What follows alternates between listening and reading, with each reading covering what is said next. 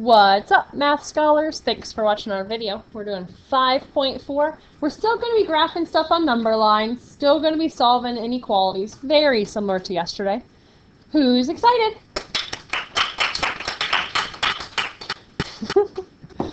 All right, go ahead and write down our key phrases of the day. The key phrase "and" means intersection, and you would make your graph where your overlapping would occur. The keyword "or" means union, and you would just graph everything. All right, this should be fun. We're going to read a sentence and then translate it into a math inequality. All real numbers that are greater than -4 and less than 3.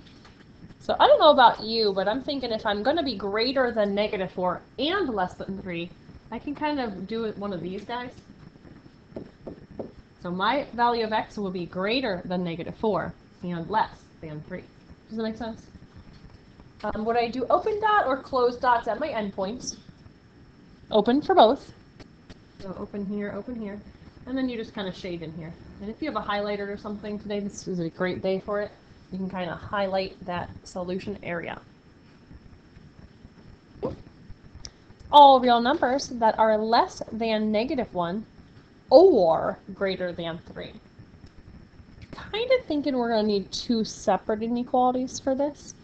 All numbers that are less than -1. So my number is less than -1, or my number is greater than 3. My numbers that are less than -1, or my numbers that are greater than 3. Now this whole term "or," I don't know if you've heard this before, but the word "or" means union, which just means we can graph this guy and graph this guy all in one number line and just leave our answer all on that number line together. Let's start with x is less than -1. Open dot or closed dot at -1? Open dot, and where are we going to shade down to the left or up to the right? X is less than -1. Down to the left. Okay, x is greater than 3. Open or closed dot 3? Open, and then shade up. And that'd be your answer. All that stuff shaded. Almost the whole entire number line. Almost.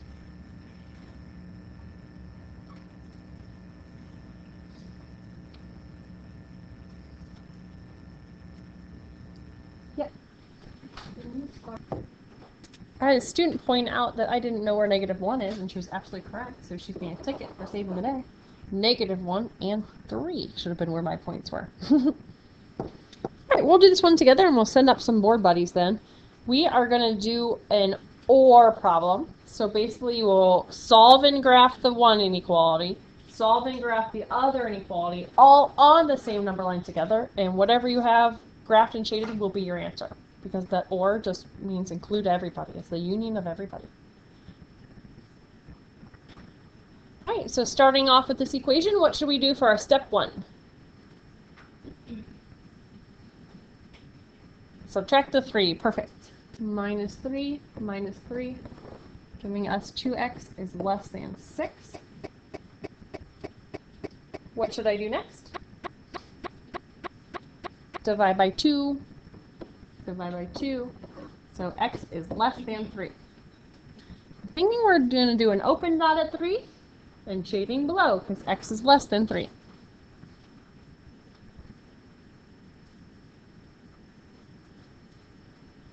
Alright, let's head over here and do some solving. What should I do for my first step?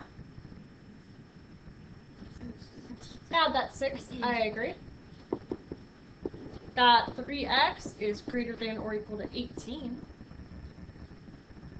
Next step, divide by 3. X is greater than or equal to 6. So this time we're going to go with a filled in dot at 6. And since I said greater than or equal to, shade to the above part. Shade on the above part. And everything I got on my number line is my answer. All right, my board buddies did a great job. You can kind of see the answers they got. Y is less than or equal to -2, so filled in dot shade down. Y is greater than or equal to 6, filled in dot shade up. Any questions from the people at their seats, maybe, that didn't get that?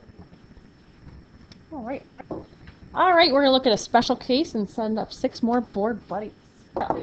So this was a special case because you go to 3 and shade above, you go to 5 and shade below, and so basically if I was to highlight like my solution region and highlight what's shaded in my final answer, it'd be the whole gosh darn number line. Make sense? That's what's so special about this. Cool? All right, so we're going to go ahead and do this one together as class. I'll kind of lead you guys on how to do it. It's the first one we've seen like this. This would be an AND problem. You would actually be in charge of writing it out yourself. So what you want to write out first is 2 is less than x plus 5. That's your first part of it. It's almost like this is 2 equations in one. Then you would write and this part of it gives you the other part of the equation. X plus 5 is less than 9. So you kind of have 2 separate equations to solve, and then you'll be graphing them both, and then looking for where the graphs overlap, which is kind of cool. Alright, so solving this one on the left, pretty easy. You subtract 5 from both sides and get that x is greater than -3.